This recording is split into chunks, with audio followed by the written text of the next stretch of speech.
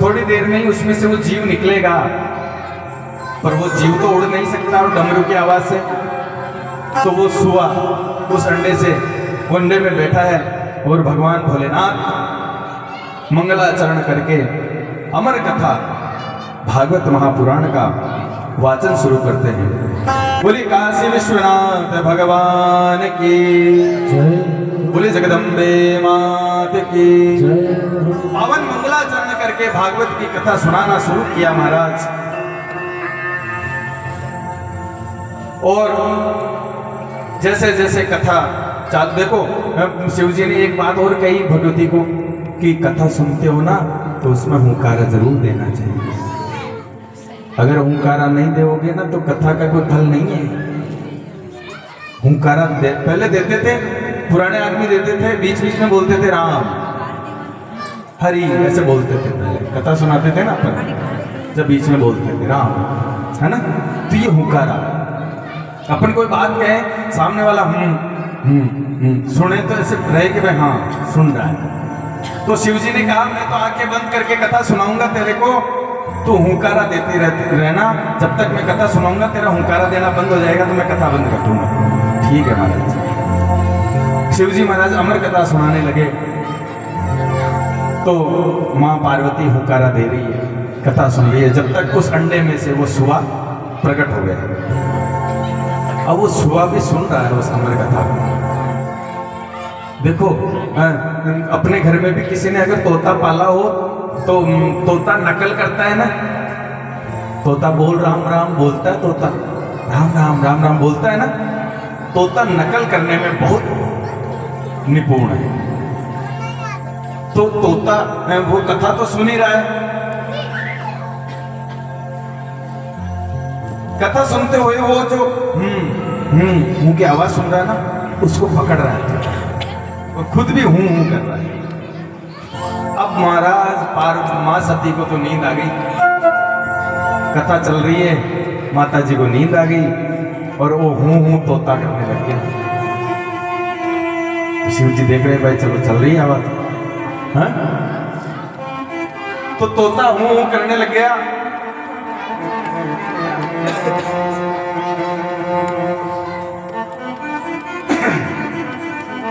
तोता हूं करने लग गया तो शिव जी ने देखा भाई पार्वती जी सुन रही और पार्वती जी सो गई। अब जैसे ही कथा समापन हुई और भगवान ने जयकारा लगाया, बोली राधा कृष्ण भगवान की जय हो। जयकारा बड़ा जयकारा तो लगाओ भाई। ऐसे तो फिर हम तो कथा सुना रहे हैं, आपके इतनी देर से बोल रहे हैं, आप तो घूम सुन बैठे हैं कब से। जयकारा तो लगाओ, आपकी नींद तोड़े। बोले राधा कृष्ण भगवान की जयकारा लगाते रहे ताकि हमें भी आनंद आए। अब साहब सुखदेव जी ने हुंकारा लगाया, जैसे ही जयकारा लगा तो पार्वती जी की नींद खुली। अच्छा महाराज अपन कहाँ थे? बोले कहाँ थे? देखी भागवत तो पूरी हो गई, अमर कथा तो पूरी हो गई, अब कहाँ थे? हैं? बोले पूरी हो गई, मैं तो सुनी नहीं। बोले तो हूं कौन कर रहा था? बोले मेरे को तो पता नहीं, मेरे को तो नींद आ गई 1-2 घंटे बाद में ही। तो आपको तो 7 दिन हो गए बोलते बोलते, मैं तो सो रही थी 7 दिनों से। और बोला हूं कौन कर रहा था, इसका मतलब तू नहीं सुन रही थी तो कथा कोई और सुन रहा। जब तक वो तोता बड़ा हो गया था, शिव जी ने देखा तो पीछे तोता सुआ महाराज त्रिशूल लेकर के भागे उस तोते के पीछे। भोलेनाथ त्रिशूल लेकर के उस तोते के पीछे भागे। बोले अब भागे क्यों? कथाएं तो सुनी ही, ऐसा क्या कर दिया तोते ने गलती की महाराज? त्रिशूल लेकर के भागे मारने के लिए तोते को। देखो कथा को कभी पीछे बैठ करके नहीं सुनना चाहिए। कथा का नियम होता है पीछे बैठ करके कथा सुनने वाले नरक में जाते हैं, है ना। भगवान के सामने बैठ करके कथा सुननी चाहिए। तो आप तो मेरे साइड में बैठे हैं, पीछे कहाँ है? आप तो मेरे यहीं बैठे हैं, हाथ में मैं देख रहा हूं आपको। तो पीछे का मतलब यहाँ यहां बैठ करके कथा नहीं सुनना चाहिए। कथा का श्रवण सामने बैठ करके करना चाहिए। तो तोते ने तो पीछे बैठ करके कथा सुनी, पीछे मतलब तो पीछे है ना, यहाँ तो आप मेरे सामने ही दिख रहे हैं। तो इसलिए महाराज शिव जी को क्रोध आ गया कि तूने छुप छुप के कथा सुनी है, आज मैं तेरा वध कर दूंगा। महाराज आगे आगे तोता, पीछे पीछे शिव जी त्रिशूल लेके दौड़ रहे हैं, भागते रहे कई दिनों तक। तोते ने सोचा आज तो मौत आ गई, कोई बचाने वाला नहीं। अब महाराज सुखदेव जी है वो तो स्वयं। तो व्यास जी महाराज की पत्नी अपने घर पे भोजन कर रही थी और उसको एकदम से जमाई कहते हैं, आप उबासी आवे ना, आप मुंडो फाड़ उबासी लेवा। जैसे ही व्यास जी की पत्नी को उबासी आई, उसके वो दौड़ता हुआ तोता आया उड़ता हुआ और उसके मुख से ही प्रवेश कर गया, पेट के अंदर चला गया। बोले सुखदेव जी महाराज की। सुखदेव जी महाराज व्यास जी की पत्नी के मुख में घुस करके उदर में जाकर के स्थापित हो गए साहब। अब शिव जी पीछे आए तो देखे, बोले तोता तो पेट में चला गया। अब सुखदेव जी तो पेट में है, व्यास जी की पत्नी को तो मार नहीं सकते शिव जी। तो महाराज व्यास जी महाराज दौड़ करके आए, बोले क्या हुआ, काय की आवाज आ रही है। तो भगवान भोलेनाथ ने कहा, इस सुबह ने, इस तोते ने छुप करके मेरी कथा सुन ली है, इसका वध करूंगा मैं। बोले महाराज आप वध करेंगे इसका? हाँ बोले करूंगा। अच्छा क्यों? बोले इसने अमर कथा सुन ली। अच्छा अमर कथा सुन ली तो वध कर देंगे आप उसका? तो आप ये बताओ, आपने सती को कथा क्यों सुनाई थी कि सती अमर हो जाए, है ना? तो सती तो अमर हो नहीं पाई, उसने तो कथा सुनी नहीं। इस तोते ने कथा सुन ली तो वो तो अमर हो गया, अब कैसे मारोगे उसे? और शिव जी बोले ये बात तो मैंने ही नहीं सुनी, उसने कथा सुन ली तो वो तो अमर हो गया, उसको मार कैसे सकते हैं आप? नहीं मार सकते। व्यास जी महाराज के समझाने पर भगवान भोलेनाथ वापस अपने कैलाश पर आए और अब सुखदेव जी माँ के उदर में ही निवास कर रहे हैं। अब कोई बच्चा पेट में हो तो 9 महीने में उत्पन्न हो जाता है, अधिक से अधिक समय 9 महीने का दिया गया है शास्त्रों में। 9 महीने में एक बच्चा उत्पन्न हो जाता है, पैदा हो जाता है। पर महाराज सुखदेव जी को तो 12 साल हो गए पेट में, पैदा ही नहीं हो रहे। 12 साल पेट में कैसे रखे एक माँ बच्चे को, बड़ा परेशान। व्यास जी महाराज को उनकी पत्नी कह रही है, महाराज 12 साल हो गए इस बच्चे को मेरे पेट में, इसका कोई उपाय करो, कितने दिन सहन करूं मैं? व्यास जी महाराज ने निवेदन किया उस गर्भ से, भाई हे गर्भ, आप जो भी हैं गर्भ के अंदर, मैं आपसे निवेदन करता हूं कि भाई आप उत्पन्न हो धरती में। पर वो तो माने नहीं इस बात को, बोले नहीं महाराज मेरे को तो उत्पन्न होना ही नहीं है। बोले क्यों नहीं होना है आपको? बोले अगर मैं इस धरती पे पैदा हो गया तो मुझे तो ये माया पकड़ लेगी, इस माया के जंजाल में मेरे को पड़ना ही नहीं है। मैंने अमर कथा सुन ली है, माया में फंसना नहीं है मेरे को, मैं तो ये रहूंगा गर्भ। अरे तो इसका उपाय ये थोड़ी है कि तू गर्भ में ही रहेगा जीवन भरी, बाहर तो आना पड़ेगा, तेरी माँ दुख पा रही है। बोले इसका एक ही उपाय है, जो माया के स्वामी हैं, मायाधीश मायापति भगवान श्री कृष्ण, वो आकर के मुझे सांत्वना प्रदान करे कि मेरी माया सुखदेव तेरे को नहीं सताएगी, तो मैं धरती पे उत्पन्न हो सकता हूँ। महाराज भगवान श्री कृष्ण को निवेदन किया सूर्य जी महाराज ने, और भगवान नारायण 4 भुजाधारी वहां प्रकट हुए और सुखदेव जी को बोले श्री नारायण भगवान की। सुखदेव जी महाराज को उपदेश कर रहे हैं, बेटा सुखदेव, आपकी मां बड़ी परेशान है, गर्भ से बाहर आओ, मेरी माया आपको परेशान नहीं करेगी। जन्माद्यस्य यतोऽन्वयाति तरतः सार्थे स्वभेद्यस्वरा तेने ब्रह्मरदाय आदिकवये मुह्यन्ति सूरया तेजो वारिमृदां यथा विनिमयो यत्र त्रिसर्गो मृषा धाम्ना स्वेन सदा निरस्तकुहकं सत्यं परं धीमहि। महाराज मैं तो धरती पे आऊंगा नहीं, ये माया मेरे को पकड़ लेगी, मेरे को माया के चक्कर में पड़ना नहीं है। तो नारायण ने जब ये सांत्वना दिया तो सुखदेव जी महाराज प्रकट हुए गर्भ से, और अब पेट में 12 साल के रहे तो उम्र उनकी 12 साल हो गई। 12 साल का बच्चा पैदा होते ही जंगल की तरफ चल पड़ा, कोई माँ को देखा न कोई पिता को देखा, जंगल की ओर।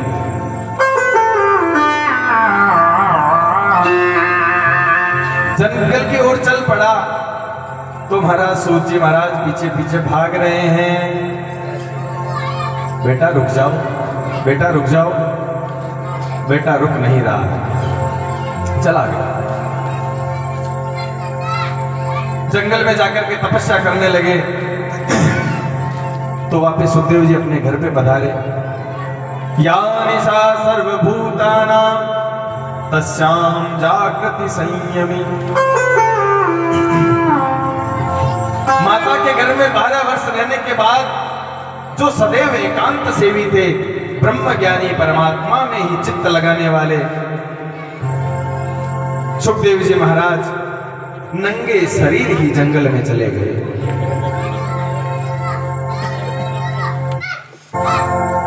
तीरथ नाए एक फल संत मिले फलचारी, सतगुरु मिले अनेक फल कहे कबीर विचारी।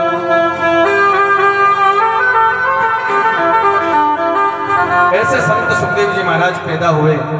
शास्त्र कहते हैं तीर्थ नहाए एक फल, तीर्थ में नहाने से एक फल मिलता है। संत मिले फल 4, अगर संत का दर्शन हो जाए तो 4 फल मिलते हैं।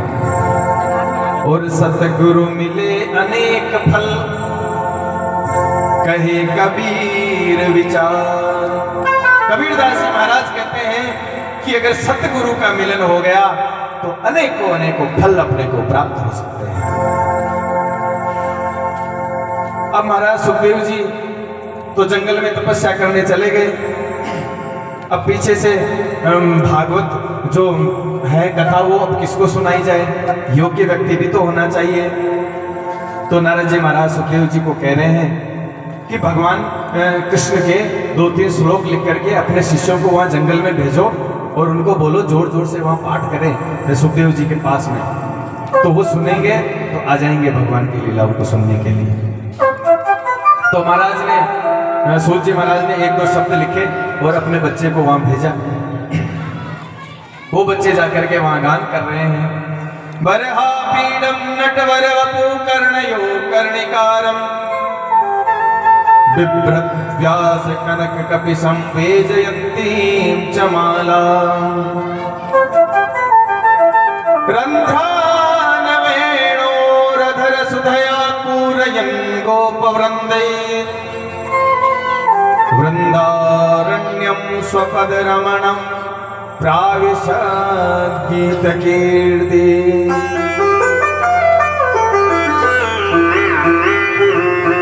अहो बकीयां स्तनकालकूटं जिह्वासयाया पादयदप्यसाध्वी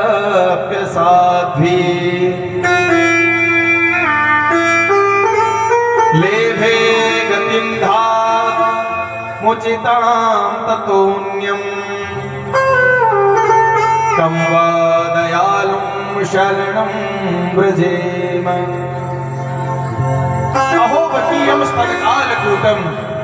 सुखदेव जी महाराज ने वो श्लोक सुना अहो बकीयम स्तन कालकूटम, पूतना जैसी राक्षसनी अपने स्तनों के विष लगा करके भगवान कृष्ण को मारने के लिए आई। भगवान कृष्ण को दूध पिला रही है, स्तनों के तो जहर लगा करके आई। परंतु भगवान ने उसको भी मां यशोदा वाली गति दी। जो यशोदा माता को जो गति मिलनी चाहिए थी वो पूतना को पहले ही प्रदान कर दी। इतने दयालु है भगवान, इतने श्रेष्ठ हैं कि पूतना जैसी राक्षसनी को अपनी मां का दर्जा दे दिया। क्योंकि जहर लगाने तो आई, जहर लगा के तो आई, पर पिलाया तो दूध था ना। तो जिसका दूध पिया है उसको तो परम गति देंगे भगवान। तो ऐसे भगवान श्री कृष्ण की लीलाओं को सुने तो सुखदेव जी महाराज उन शिष्यों के पीछे पीछे सूत जी महाराज के पास पहुंचे और सूत जी महाराज ने उनको वो कथा, भागवत कथा सुनाई। उसके पश्चात पूरी कथा का रसास्वादन श्री सुखदेव जी महाराज को करा करके और सूत जी महाराज कह रहे हैं सुखदेव जी को, हे सुखदेव जी, अब आप इन सब लीलाओं को इस धरती पे सुनाइए। अब महाराज महाभारत का पूरा युद्ध हो गया। भगवान कृष्ण संधि लेकर के गए थे उनको धृतराष्ट्र को मनाने के लिए। भाई पांडवों को 5 गांव दे दो महाराज। तो दुर्योधन भगवान श्री कृष्ण को कहता है, हे कृष्ण, सुई की नोक के बराबर भी मैं जमीन नहीं दूंगा। बिना युद्धे न केशव, बिना युद्ध के तो सुई की नोक के बराबर भी जमीन नहीं दूं। तुम 5 गांव की बात करते हो। महाराज श्री कृष्ण कह रहे हैं, धृतराष्ट्र तुम अंधे हो, आंखों से अंधे हो, मन से क्यों अंधे हो रहे हो? देखो शास्त्र ये कहते हैं पूरी दुनिया से धोखा करना, अपने भाई से कभी धोखा नहीं करना। भाई के साथ किया हुआ धोखा तुम्हारी संतानों का नाश कर देगा, तुम्हारे पूरे वंश का नाश कर देगा। महाभारत एक ऐसा उदाहरण है कि चाहे आप दुनिया के पैसे खा जाना, भाई का 1 इंच जमीन भी नहीं खाना। सबसे बड़ी बात यह है, भाई के साथ कभी भी जिसने दगा किया है वो कभी, देखो ज्यादा दूर जाने की जरूरत नहीं है, बैठे बैठे गांव में ही सोच लो, क्योंकि सबको पता है किसने कहां क्या किया है? अपने परिवार में ही जब नजर घुमा करके देख लो कि जिसने भाई के साथ गलत किया है, क्या वो सुखी है? वो कभी सुखी नहीं हो सकता। शास्त्र पहले कह रहा है कि धृतराष्ट्र आंखों से अंधा है, मन से अंधा मत बन। तेरे बेटे वो भी हैं, पांडव भी तेरे बेटे ही हैं। राज्य का आधा मत दे, 5 गांव दे दे, तू तो पूरे विश्व का राजा बना दे दुर्योधन को, 5 गांव तो दिला दे। नहीं महाराज,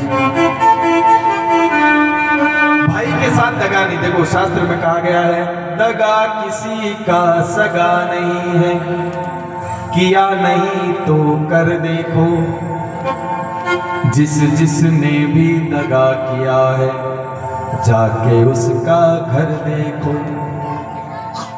दगा किसी का सगा नहीं है, अगर किया नहीं है तो कर देखो, और जिसने भी दगा किया है जाकर उसका घर देखो। दुर्योधन ने दगा किया, पूरे वंश का नाश कर दिया उसने। 5 पांडवों ने 100 कौरवों को मार दिया, अक्षौहिणी सेनाओं को मार दिया साहब। इसलिए भाई से कभी दगा नहीं करना।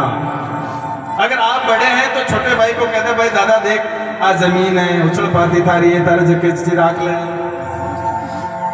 छोटा भाई का भी ये प्रमाण बनता है कि भाई साहब आप भी बड़े हैं, आपने भी मेहनत करी है, अपन बराबर ले लेंगे। अगर रोड पर जमीन है तो अपने हिसाब से आधी आधी कर लेंगे, लड़ाई क्यों करनी है? तुम्हारे पूर्वजों की जमीन है, तुमने खरीदी तो नहीं है। तुम्हारे दादा ने तुम्हारे पिता के नाम किया, तुम पिता बन गए, तुम्हारे बच्चों के नाम करो, तुम्हारे बेटे आगे बच्चे के नाम करेंगे। जमीनों को बेचने का किसने अधिकार दिया आपको? खरीदी जमीन आपने? अगर आपका पिता जमीन बेच देता तो ये कहता मेरे बाप ने कुछ नहीं किया मेरे लिए, जमीन बेच गया पूरी। तो आपको किसने अधिकार दिया जमीन बेचने का? धरती को कभी नहीं बेचना चाहिए। धरती हमें अन्न प्रदान करती है।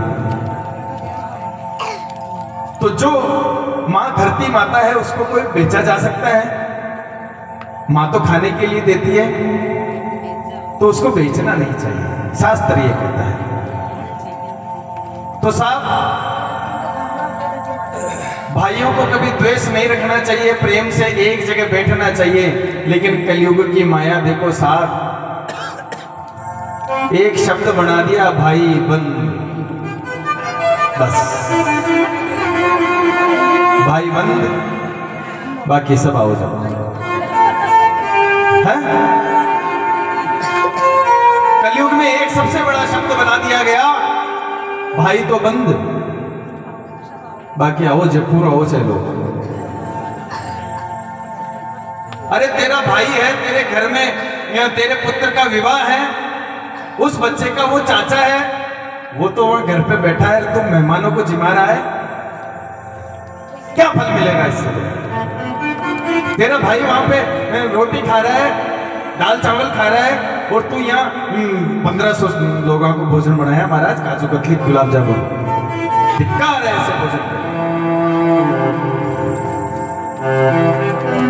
और अपने मारवाड़ी में तो कहावत है, बैठनो भाइया को चाहे बेरी हो, बैठना तो भाइयों में ही, क्योंकि जब तुम्हारे पर संकट आएगा तो जो हृदय तेरे भाई का जलेगा ना तेरे लिए, वो जयपुर वालों का नहीं जलेगा, वो अजमेर वालों का नहीं जलेगा। जब तेरे हार्ट अटैक आ जाएगा तो दौड़ करके तेरा भाई तेरे को अस्पताल लेके जाएगा, वहां जयपुर वाले नहीं आएंगे ये संभालने। तो महाराज, भाइयों से द्वेष कभी नहीं करना, प्रेम से रहना, भाइयों के साथ कभी दगा नहीं करना। अगर एक भाई नाराज हो रहा है तो उसको 2 फुट जमीन ज्यादा दे दो, ले छाती पर तो लेट जानी को नहीं, जमीन तो ठीक रह पाड़ी है। ताका जैन का कई राजा आ गया, महाराजा आ गया, बड़ा बड़ा गढ़ चुन गया, डूंगरा का ऊपर पे ये जर्जर चमचेड़ा ब्यावा बाग माए कहे छाती पर मेल में ले गया बन गढ़ ने, आज में गढ़ ठीक है। तो अपने आप को इतना शालीन बनाओ कि छोटा भाई अगर नाराज हो रहा है तो उसको कहते ठीक है भाई तू ये ले, मैं ये ले। परंतु बड़ा भाई जिम्मेदारियां उठाता है, और जब छोटे भाई के कमाने की बारी आती है ना, तो छोटे भाई के बीरने कहते हैं अजी चौको बाबा, मैं तो कमा कमा खूब घर भर लिया आपको है?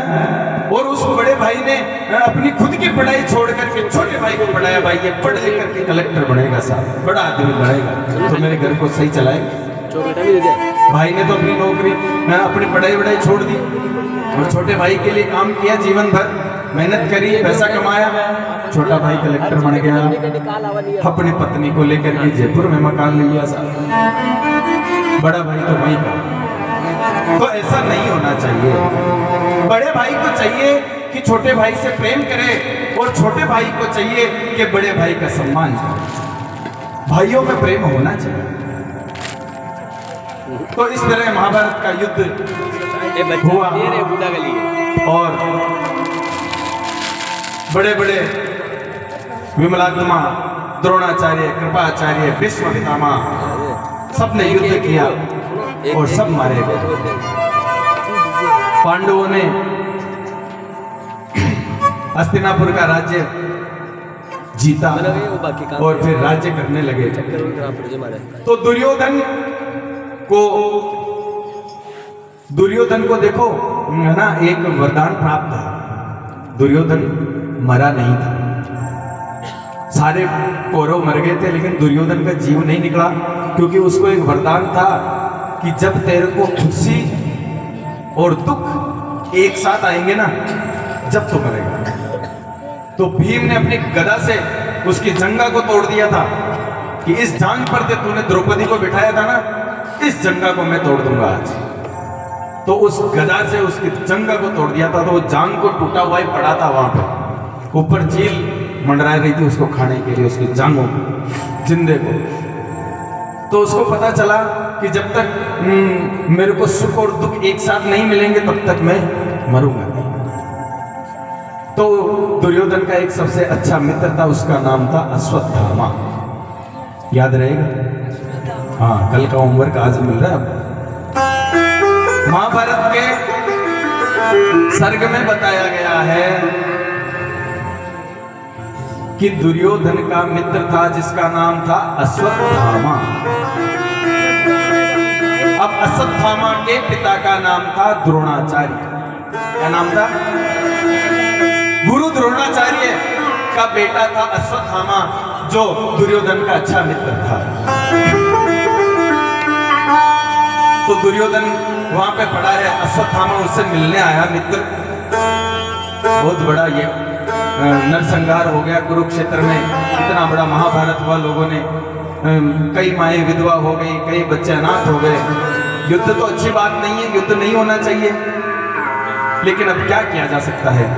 तो दुर्योधन कह रहा है, अरे अश्वत्थामा, युद्ध हुआ, मेरे सारे भाई मर गए, मुझे ये दुख नहीं है।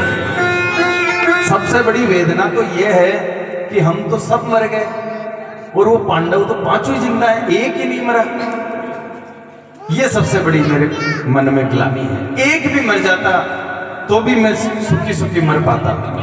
अरे बोले तो चिंता मत कर अश्वत्थामा, दुर्योधन, मैं लाता हूँ अभी मार करके पांचों। बोले अच्छा, तू मार के ले आएगा? मैं तो पूरा वंश खत्म हो गया मारवा के चक्कर में, मैं तो मार पहुंच गया, तू मार दे पांडुआ। हाँ, बोला मैं मार दूंगा। अब साहब पांडवों को मारने के लिए गया, सर्दी का समय था, तो पांडवों को तो कृष्ण उनके रक्षक थे ना, उनको तो कौन मार सकता है। तो भगवान कृष्ण पांडवों को तो अंदर कमरे में सुला दिया, और पांडवों के 5 बच्चे थे, जो भीम का बेटा भीम जैसा ही दिखता था, बड़े बड़े बच्चे थे उनके, वो बाहर ही सो रहे थे। अंधेरे का समय था और अश्वत्थामा आया और वो उठ करके सो रहे थे, सर्दी का समय था। उन्होंने, अश्वत्थामा ने रात में उनका वध कर दिया, उनको मार दिया। अब बोले दुर्योधन को खुश हो गया, मैंने तो पांडवों को मार दिया, 5 पांडवों को मार दिया, तो मैं दुर्योधन को कैसे बताऊंगा कि भाई मैंने पांडवों को मार दिया। अब साहब वो 5 के सिर काट करके और अपने बोरे में भर करके दुर्योधन के पास ले गया कुरुक्षेत्र में। अरे बोले दुर्योधन को चिंता मत कर, मैंने आज 5 पांडवों को मार दिया। दुर्योधन को बड़ी प्रसन्नता हुई, 5 को मार दिया, ये तो हुई खुशी। और जब उसने उस मुंडों को निकाल करके उसको दिखाया, तो उसने सर पकड़ लिया, रहे मूर्ख, पांडव नहीं है ये, पांडवों के बेटे हैं 5। तूने तो मेरे कुल का ही नाश कर दिया, हम तो मर गए थे, ये 5 पांडवों के बच्चे थे, कम से कम हमारा तर्पण श्राद्ध तो करते, तूने तो इनका ही नाश कर दिया। उसी टाइम उसको सुख हुआ और ये दुख हुआ कि भाई मेरा पूरा वंश ही खत्म कर दिया तूने, तो आज 5 को मार दिया। तो फिर दुर्योधन का नाम हो गया उसे। बोले श्री कृष्णचंद्र भगवान की। अब साहब उधर पता चला, सुबह उठे तो बोले पांडवों के बच्चों को मार दिया। तो अर्जुन को बड़ा गुस्सा आया, सोते हुए बच्चों को मार दिया, कौन था ऐसा मूर्ख। महाराज गांडी उठा लिया हाथ में। देखो जी, एक सवाल और याद करना आपको, अर्जुन के धनुष का नाम था गांडी। अर्जुन के धनुष का नाम क्या था? गांडीव। गांडीव धनुष पे बाण चढ़ा करके अर्जुन ने प्रतिज्ञा कर दी, जब तक मैं तेरे द्रौपदी, तेरे बच्चों के हत्यारे का वध नहीं कर दूंगा, जब तक वापस नहीं आऊंगा। धनुष और बाण लेकर के चल पड़ा अश्वत्थामा को मारने के लिए। अश्वत्थामा ने देखा अर्जुन आ रहा है धनुष और बाण लेकर के मुझे मारने के लिए। तो देखो, द्रोणाचार्य का बेटा है कौन? अश्वत्थामा। और द्रोणाचार्य अर्जुन की गुरु हैं। द्रोणाचार्य ने ही अर्जुन को बाण चलाना सिखाया था। पांडवों को शिक्षा गुरु द्रोणाचार्य ने दी थी। तो ब्रह्मास्त्र, एक शस्त्र आता है ब्रह्मास्त्र, जैसे आजकल ये मिसाइल है ब्रह्मोस, अपने पास में है, भारत के पास में ब्रह्मोस मिसाइल है, वैसे ही उस जमाने में भी मिसाइलें होती थी। अब हो सकता है उनके पास कोई ऐसा डिवाइस हो जो ऊपर बाण के लगा करके छोड़ते हो, वो अपने को पता नहीं क्या था उनके पास, कोई केमिकल होगा ऐसा जो बाण पे लगा करके छोड़ते हो तो भस्म कर देते हो सबको। आजकल भी तो है ऐसी मिसाइलें, यहाँ छोड़ो तो कहाँ कौन से देश में जाकर के मार सकती है। तो साहब अश्वत्थामा डर के मारे ब्रह्मास्त्र चला दिया अर्जुन के ऊपर। अब देखो ब्रह्मास्त्र का एक नियम है, ब्रह्मास्त्र कभी खाली नहीं जाता। ब्रह्मास्त्र अगर कमान से निकल गया तो वो अपने लक्ष्य को खत्म करके ही आएगा, ऐसे नहीं आएगा। पर अर्जुन तो शिष्य था द्रोणाचार्य जी का, इसलिए अर्जुन को तो ब्रह्मास्त्र चलाने की शिक्षा द्रोणाचार्य जी ने दी थी, पर अपने बेटे को नहीं सिखाया था ब्रह्मास्त्र चलाना। पहले इतनी शिक्षा थी, योग्य होता था उसी को शिक्षा दी जाती थी। देखो मेरी बात सुनो, अगर कोई आदमी पागल है, ज्यादा रीस आवा दिन है, अरबी का हाथ में बंदूक दे दे वो थे तो वो काई करे, अगर भी का हाथ में तलवार दे दे वो तो वो काई करे, नाक पर मां की बेटी तो तलवार काट गई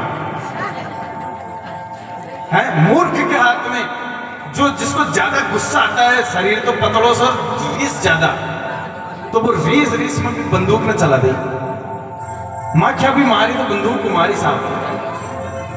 तो द्रोणाचार्य का पुत्र इतना निकृष्ट था, इतना मूर्ख था कि ब्रह्मास्त्र चलाना द्रोणाचार्य जी ने सिखाया नहीं अपनी औलाद को, अपने बेटे को नहीं सिखाया, अर्जुन को सिखाया। लेकिन जब वो अर्जुन को ब्रह्मास्त्र चलाना सिखा रहे थे ना, तो उसने चुपके से देख लिया और सीख गया ब्रह्मास्त्र चलाना। इसलिए उस ब्रह्मास्त्र को चलाना तो आता था उसको, लेकिन उसको वापस लेने की विद्या नहीं आती थी, क्योंकि देख के सीखा, चलाना तो सीख गया, वापस लेना नहीं सीखा। तो अर्जुन एकदम डर गया, अरे ये मूर्ख क्या कर दिया अर्जुन के ऊपर तूने ब्रह्मास्त्र चला दिया, अश्वत्थामा मूर्ख, ब्रह्मास्त्र कोई छोटी मोटी चीज है। तो भगवान कृष्ण ने अर्जुन को समझाया, तू क्यों डर रहा है, तेरे गुरु ने तो चलाना भी सिखाया है और वापस लाना भी सिखाया है, तू क्यों डरता है, उसको तो चलाना ही आता है। तो वापस अर्जुन ने अपने बाण पर ब्रह्मास्त्र लगा करके उसको चलाया, तो दोनों आपस में टकरा करके शांत हो। अश्वत्थामा को पकड़ करके द्रौपदी के सामने ले आए, बोले बोल द्रौपदी इसको क्या दंड दिया जाए। तो द्रौपदी महारानी ने कहा, महाराज छोड़ दो इसे। अरे बोले क्या बोल रही है द्रौपदी, तेरे 5 बच्चों को मार दिया इसने, तू कह रही है छोड़ दो, मैं तो मारूंगा इसको। बोले नहीं, अगर तुम मारोगे इसको तो मार दो, चलो कोई बात नहीं, तुम्हें मारने की इच्छा है इसको मार दो, पर इसको मारने से क्या मेरे 5 बच्चे जीवित हो जाएंगे, क्या मेरे 5 बच्चे जिंदा हो जाएंगे, अगर हो जाते हैं तो अभी मारो। बोले ऐसा तो नहीं हो सकता देवी, तो फिर क्यों मारते हो। और अर्जुन ये तो तुम्हारे गुरु का बेटा है, और गुरु के पुत्र को मारना सबसे बड़ा पाप है, और ब्राह्मण भी है, इसको मार दोगे।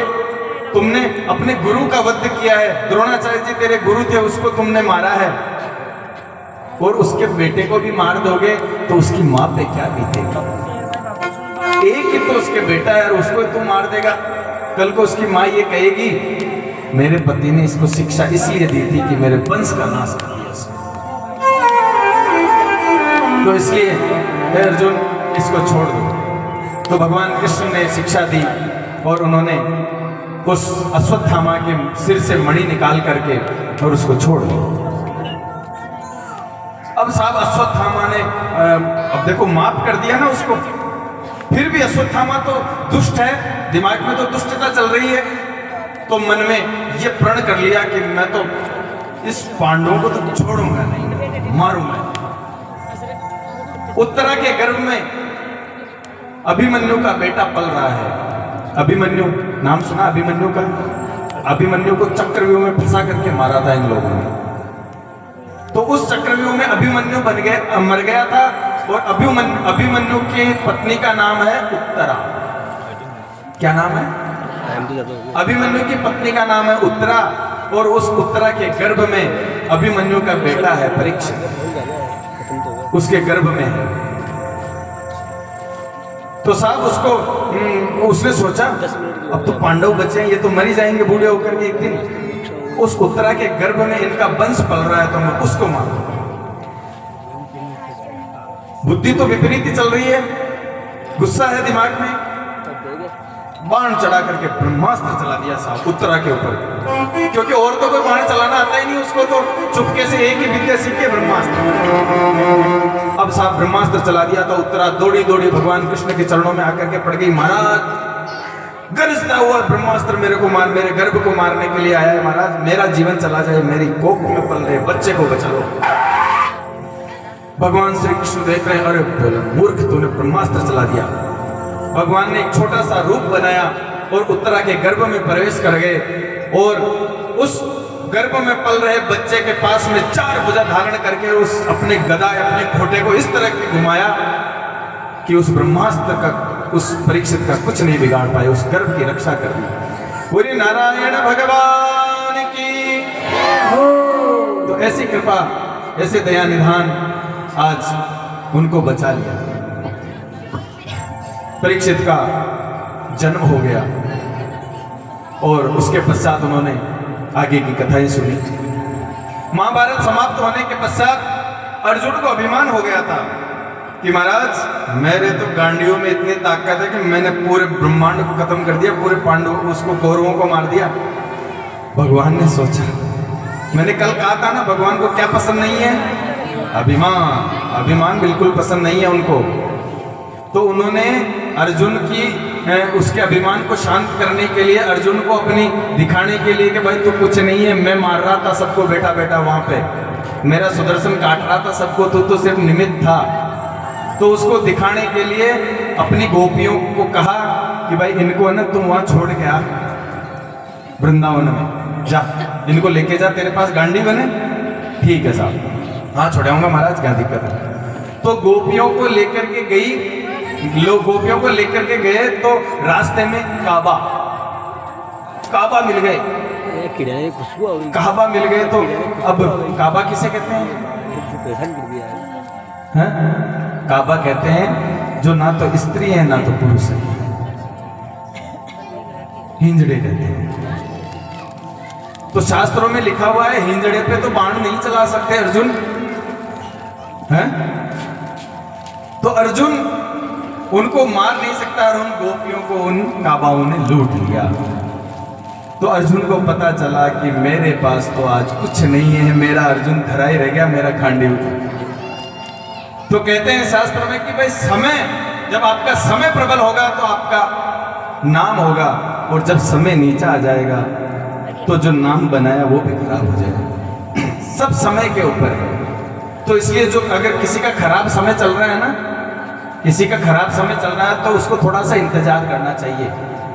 अगर खराब चल रहा तो अच्छा भी आएगा। तुलसी नर का क्या बड़ा, समय बड़ा बलवान, काबा लूटी गोपियां, वही अर्जुन वही बाण।